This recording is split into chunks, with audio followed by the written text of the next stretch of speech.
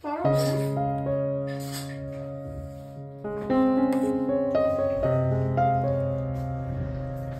কর, তাহলে 5 টাকা করে পাবি।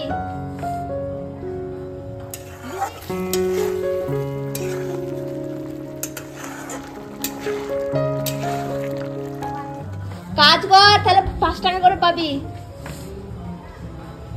বুঝেছিস? কাপড়ের মেল একটু, বাবা মা বুড়ো হচ্ছে, আর এত বেশি কাজ করতে পারবে না। তুই কাজ করবি, তাহলে তারপরে সে আমার কাছে চাইবি, দেখবো তুই কি কাজ করেছিস, তারপর 2 টাকা করে দেবো। 2 রুপিস।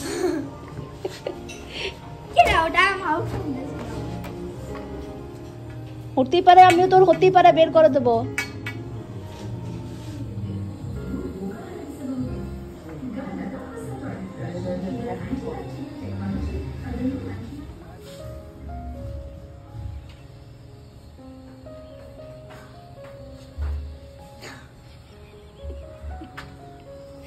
গুড মর্নিং সরকার সাহেব ফ্যামিলি, তোমরা সবাই কেমন আছো? আশা করি তোমরা সবাই খুব ভালো আছো, সুস্থ আছো। আমি স্বরূপা। তো অবস্থা দেখো চুলের টুলের। তো যাই হোক, সকাল সকাল ব্লগটা শুরু করছি। সেটা হচ্ছে রান্নাঘর থেকে ব্রেকফাস্ট বানাচ্ছি। তো আজকে এই ব্রেডগুলো নিয়ে আসা হয়েছে, বার্গারের ব্রেডগুলো। তো আজকে ব্রেকফাস্টে আমাদের থাকবে বার্গার। তো এই বার্গারের ব্রেড, আর এখন হচ্ছে আলু টিক্কিটা বানানো। এই যে আলু টিকিটা হালকা হালকা করে বানাচ্ছি। তো আলু টিকিটা হয়ে গেলেই বাস সব কিছু দিয়ে, এই যে সব পাতা, লেটুস পাতা সাথে সব কিছু রেডি। শুধু ডিমটাও পোচ টাইপের বানাবো, আর ডিম, আলু টিক্কি আর এইসব দিয়ে, আর চিজ স্লাইস দিয়ে বানাবো বার্গার। তো কি করে বানাচ্ছি, তো চলো।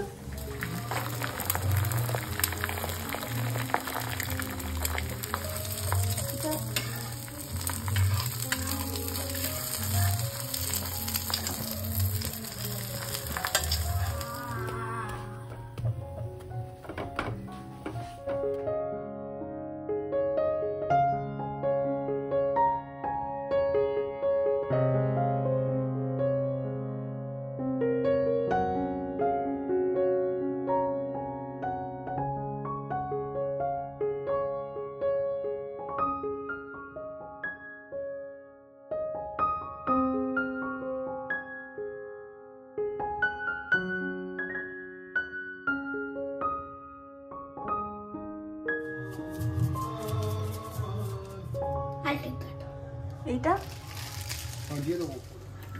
দিয়ে দাও।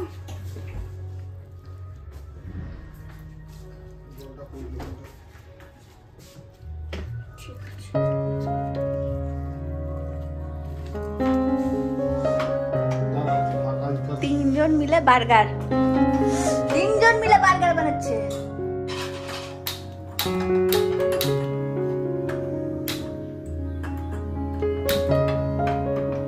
কম করে দাও। তো সকালে ব্রেকফাস্ট করার পরে একটু শুয়ে বসে গল্প করে তারপর আবার চলে এসেছি রান্নাঘরে দুপুরের লাঞ্চের জন্য বানাতে। তো আজকে দুপুরে বানাচ্ছি, মা বললো আজকে একটু শাক বানাতে হয়, তাই একটু পালং শাক আর দেখলাম একটু মাশরুম ছিল, সেই মাশরুম পালং শাক আর পেঁয়াজ দিয়ে এই একটা শাক ভাজা। আর তার মধ্যে আদি পুরো জ্বালিয়ে শেষ করে দিল, সেই সকাল থেকে সুইমিং যাবে বলে। কি হা করছিস, ঠান্ডা লেগেছে? একা একা যাবি না, বাবার সঙ্গে নিয়ে যা। প্রচন্ড জল, বৌদির মুখ অব্দি জল হয়ে যাচ্ছে, কি হবে তো ঠিক নেই। আর ছেলেগুলো তো বদমাস, ডুবে দিচ্ছে, এ করছে। বাবাকে একটু বল, একটু তোর সঙ্গে গিয়ে ঘোরাঘুরি করতে। সবসময় শুধু ঘরে বসে আছে, আর বসে বসে শুধু মোবাইল আর টিভি দেখা। এই কেউ নাই, এই কেউ যায়নি, মিমি দিদিরা। আদির পেছনে চিৎকার করতে করতে আমার গলাটাও এখন এমন জোর হয়ে গেছে যে নর্মাল কথা মনে হচ্ছে আর বেরোই না, সবসময় যেন চিৎকার করছি। তো যাই হোক, এই ব্যাপারটা একটু দেখতে হবে আর আমাকেও একটু কন্ট্রোল করতে হবে। তো এই শাক ভাজার পরে আর হচ্ছে এদিকে মাছের টক দিয়ে ভাত খেতে কী যে ভালো লাগে। একটা এই সাইডে টক থাকলে আর কিছু যেন দরকারই হয় না। তো যাই হোক, এই মাছের টক করে নিলাম একটা, আর করব আজকে আলু পোস্ত। তবে আলু পোস্তটা ভাবছি ঝিঙে দিয়ে করব আলু পোস্ত, আর মসুরির ডাল। তো এই হচ্ছে আজকের দুপুরের মেনু। তো মেনুটা পুরো বলো, একবারে আমাদের বীরভূমের মেনু হয়েছে। পোস্ত, কলাইয়ের ডাল, মাছের টক, এটা তো বীরভূমের ফেভারিট খাবার, একবারে ওই দিককার মেনুই হয়েছে। আর দেখো পোস্তটা কি ভালো লাগছে দেখতে। আমার আবার ঝিঙে আলু পোস্ত খেতে বেশ ভালো লাগে, তবে সাহা এতটা পছন্দ করে না, কারণ ও সাহা আবার ঝিঙেটা পছন্দ করে না। তাই এমনি আলু পোস্ত খেতে ভালোবাসে, কিন্তু ঝিঙেটা এতটা পছন্দ করে না। আমার আবার খুব ভালো লাগে। তো যাই হোক, আজকে সব আমার পছন্দের খাবারই হচ্ছে, এই আলু পোস্ত, ঝিঙে আলু পোস্ত, মাছের টক, মুসুরির ডাল। আজকে আবার আমাদের পুজো ফুটাইতে সবাই মিলে, মানে সানডে সকাল সবাই মিলে যে সুইমিং পুলে যাবো। দেখো পিঠে পিঠে ঘাড়ে গামছা আর এই জামা পরে যাচ্ছি। সাহাতে যাচ্ছে না, শুধু সবসময় আমাকে ছেড়ে দেয়। তো জানি না শরীর দিয়ে কী অবস্থা হবে, শরীর খুব একটা যে কেই ঠিক হয়েছে আবার মনে হচ্ছে হবে। আর পিকিকে ডাকতে এসেছি, পিকি তো কিছুতেই যাবে না, ওকে ভাবছি নিয়ে যাব, কিন্তু যাবে না আমি জানি, দেখি কি বলছে। চল না একবার গিয়ে নাম বেরিয়ে চলে আসবি, গিয়ে দেখ তো তুমি নাম, আমি মনে দুটো ছবি তুলি। তো চল ছবি তুলবি, চল রান্নাটা করে আসি। তুই রান্নাই করে যা, এসে রান্না করবি, এসে রান্না করবি, গরম গরম খাবি। চাপিয়ে দিলে হলো হবে না জানিস। তুই কে দেখবে, তুই চাপিয়ে যাবি তো। বাচ্চাকে চলে যাবো, বুঝছো না, উপর ইয়েতে চাপবো তো। আর দিদি কই? তো গেছে মেয়েকে নিয়ে, কোথায় ঘুরে বেড়াচ্ছে না, কি করছে ছাদে? হ্যাঁ জানি না তো কে ঘুরে বেড়াচ্ছে।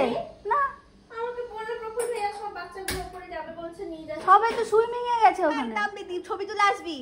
আরে জলে না পড়ে তো ছবি তুলে কি করব? তুই তো বলে ছবি তুলবি। আমি তোমার তুলে দেব। আমার তুলতে হবে না, তুই চল আমাদের সঙ্গে ছবি তুলতে চল। বেশ তুই আমি রান্না চাই। আমি চলে যাবো নি, আমি ভিজে কাপড়ে তোকে ডাকতে আসবো নাকি? আমি যাবো, চল।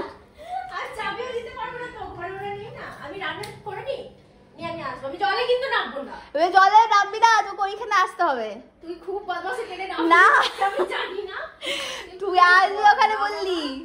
যাও যাও যাও যাও, নামো নামো, কতক্ষণ ধরে দাঁড়িয়ে থাকবে? যাও যাও যাও,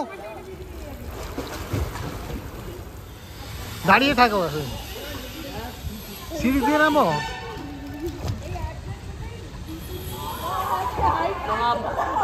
Come up. Go down. Take a breath and go down. That's how it's done.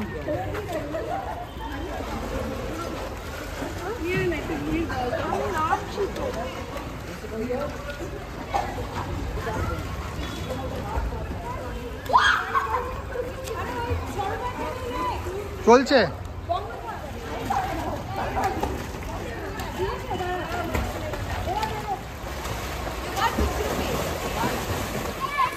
আদি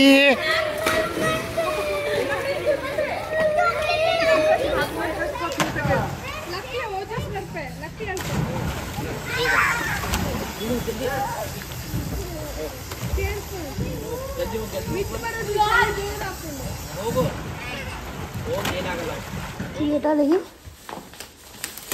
সিজলার টে, সিজলার। ও বাবা, তোকে সিজলারটা করে খাওয়াবে কে? ট্রেটা তো কিনেছো।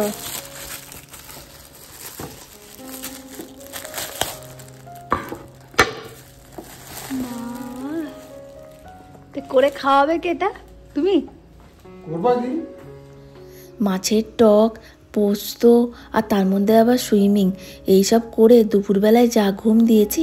আর ঘুম টুম দেওয়ার পরে সন্ধেবেলায় চলে এসেছি একটু দোকানে আদি স্কুলের জন্য কিছু জিনিসপত্র কিনতে। কালকে আবার ওদের স্কুলে কিছু অ্যাক্টিভিটি আছে, তাই কিছু জিনিস কিনতে গেছিলাম।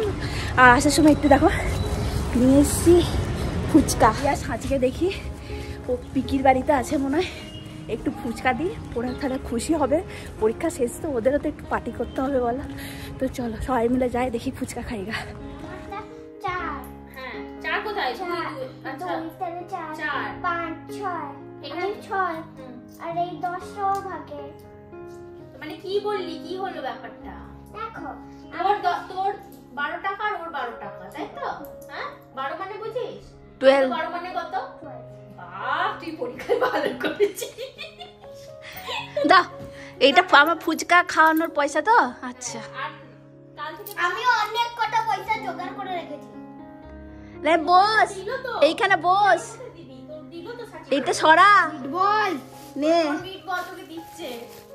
হ্যাঁ মিট বল খাচ্ছি, এটা তোরা খা আগে। ঢোকা, হাত ঢোকা। পিকি খা। দাঁড়া আমি এটা করে নিয়ে আসছি, দাঁড়া। আদি হলে ওইটা করে চামচে ভরবো, চামচটা নাও এখান থেকে। আসো না বাবা, গলা লেগে যাবে। নো, এনে এনে দুটো বাটি নে, বাটিতে ধরে ধরে খা, তাহলে খেতে সুবিধা হবে। তুই ভেঙো বাঁ হাতে। বাটির মধ্যে রাখো। হ্যাঁ, না পড়ে।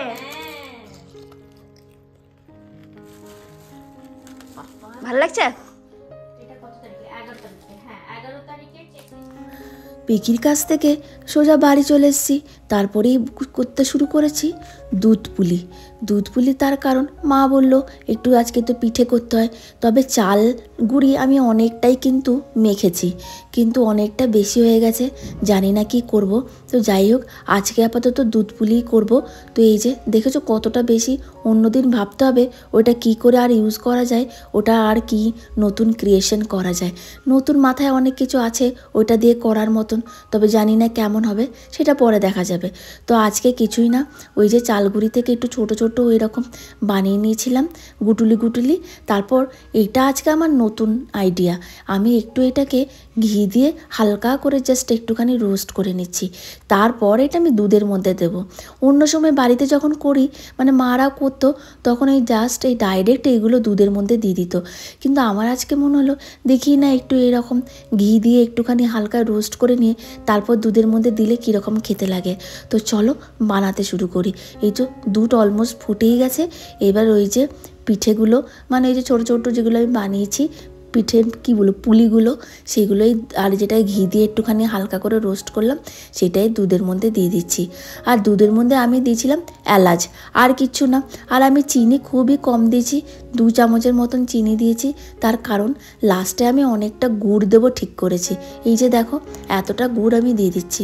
বাস দুধটা অলমোস্ট মরিয়ে এসছে, আর এই গুড়টাও গলে গেলে ততক্ষণে আমার দুধ পুলি একবারে রেডি হয়ে যাবে। আমরা আগে ছোটোবেলায় এটাকে আমি দুধ পিঠেই বলতাম। তো যাই হোক, সেইভাবে আমি এখনও বলি এটাকেই দুধ পিঠে। আমার এই পিঠেগুলোর মধ্যে পাটিসাপটা আর এই দুধ পিঠে মানে দুধ পুলি আর কি সব থেকে ফেভারিট। তবে বাড়িতে আগে বা শ্বশুরবাড়িতে অন্য ধরনের একটা পিঠে খেয়েছিলাম, সেটা ওই সবজি মশলা ভরে আর কি একটা স্টাফিং ভরে, তারপর সেটাকে ভেজে গুড় দিয়ে মাখা, শুকনো লঙ্কার ফোড়ন দিয়ে গুড় দিয়ে মাখা। ওটাও খেতে খুব ভালো লাগছিল, ওটা আমার বড় ননদ করে খাইয়েছিল। তো ওটাও ভাবছি ট্রাই করব।